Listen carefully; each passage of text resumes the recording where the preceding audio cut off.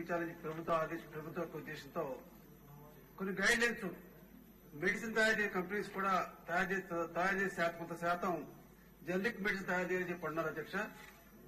దాంట్లో ఎక్కడ మాత్రం క్వాలిటీ విషయంలో రెండు బ్రాండెడ్ కంపెనీ అదేవిధంగా జనరిక్ ఒకే క్వాలిటీ ఉంటుంది అధ్యక్ష.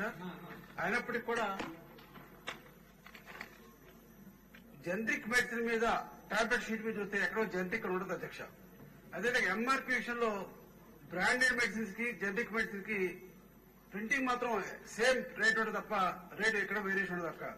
అందువల్ల ప్రజలకు జనరిక్ మెడిసిన్ ఏది ధర విషయంలో ఏమాత్రం కన్ఫ్యూజ్ అవడం వల్ల కూడా చాలా మంది జనరిక్ మెడిసిన్ వాడలేదు. దాన్ని ఆ టాబ్లెట్ షీట్ మీద జనరిక్ మెడిసిన్ ప్రింట్ అయ్యే విధంగా చర్య తీసుకుంటారా?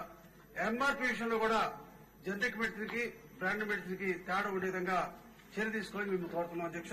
అదేవిధంగా ప్రధానమంత్రి జన ఔషధి కేంద్రాలు చాలా చోట్ల ఏర్పాటు చేశారు అధ్యక్ష. అది గ్రామాల్లో గాని పట్టణాల్లో కూడా ఎక్కడ మారుమూల ప్రాంతాల్లో తప్ప మెయిన్ సెంటర్లు ఎక్కడ ఉండవు అధ్యక్ష. మేము మీ ద్వారా మంత్రి గారిని కోరేది జన ఔషధి కేంద్రాలు ప్రభుత్వ హాస్పిటల్లో స్థలం ఏర్పాటు చేసి ప్రజలకు అందుబాటు ఉండే విధంగా చేయాలని కోరుతున్నాం అధ్యక్ష. అదేవిధంగా జనరిక్ మెడిసిన్ షాప్ పెడతారు. దాంట్లో జనరిక్ మెడిసిన్ తో పాటు బ్రాండెడ్ మెడిసిన్ అమ్మటం వల్ల వాళ్ళు ధర ఎక్కువ అమ్ముతున్నారు తప్ప ఎవరు కూడా పేదవాళ్ళకి జనరిక్ మెడిసిన్ తక్కువ ధరకు దొరకట్లేదు.